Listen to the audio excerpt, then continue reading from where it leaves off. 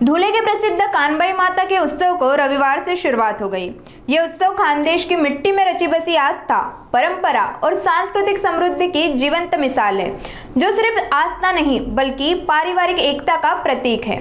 खानदेश की ग्राम देवता माने जाने वाली कानबाई माता का पारंपरिक उत्सव हर साल श्रावण मास में श्रद्धा उत्साह के साथ मनाया जाता है। धुले, नंदुरबार, जलगांव के साथ अन्य क्षेत्रों में इस उत्सव का विशेष महत्व है। यह उत्सव नागपंचमी के बाद पहले रविवार को कानबाई माता की पूजा और स्थापना के साथ शुरू होता है। इस आयोजन की सबसे खास बात है रोट, यानी पूरनपोली के रूप में चढ़ाया जाने वाला प्रसाद, जो परिवार के हर सदस्य के अनुसार 1.5 मुट्ठी गेहूं लेकर बनाया जाता है। साथ ही एक हिस्सा पशुओं, पौधों और देवताओं के लिए रखा जाता है। देवी को भोग के रूप में चढ़ाया जाने वाला प्रसाद सिर्फ परिवार के सदस्यों के बीच ही बांटा जाता है, जिससे यह उत्सव न सिर्फ आस्था का प्रतीक है बल्कि खानदेश की सांस्कृतिक एकता, पारिवारिक बंधन और समाज को जोड़ने वाली भावना का प्रतीक भी है।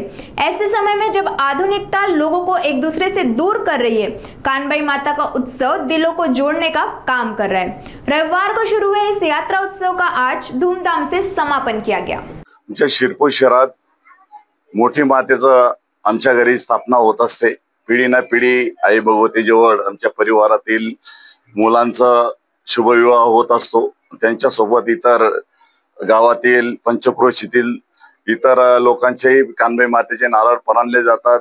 इतर मुला मुलींचे लग्न लावले जातात आणि या कानबाई मातेचे श्रावणी रोट आम्हालाही आठवत नाही एवढ्या पिढीपासून परंपरागत आम्ही आई भगवती सेवा करत आहोत। दरवर्षी श्रावण महिन्यामध्ये पहिल्या रविवारी आमच्या गावाची परंपरा आहे, पहिलाच रविवार आम्ही साजरा करीत असतो। आई भगवतीची विधिवत पूजा करण्यासाठी आम्ही 1 महिन्यापासून तयारी करीत असतो।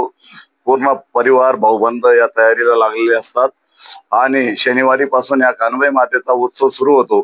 शनिवारी सप्त्यापूजन भाजीभाकरची रोट झाल्यावर रोट पण नेमले जातात आणि आम्ही पारंपरिक पद्धतीने जात्यावर जुनी परंपरा जोपासत जात्यावर रोट दळत असतो।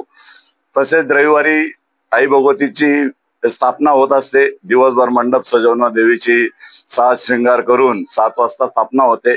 विधिवत प्रमाणे रोट आई भगवती समोर आणून रोटची पूजा होते, महाआरती होते आणि रात्री जागरण असतं।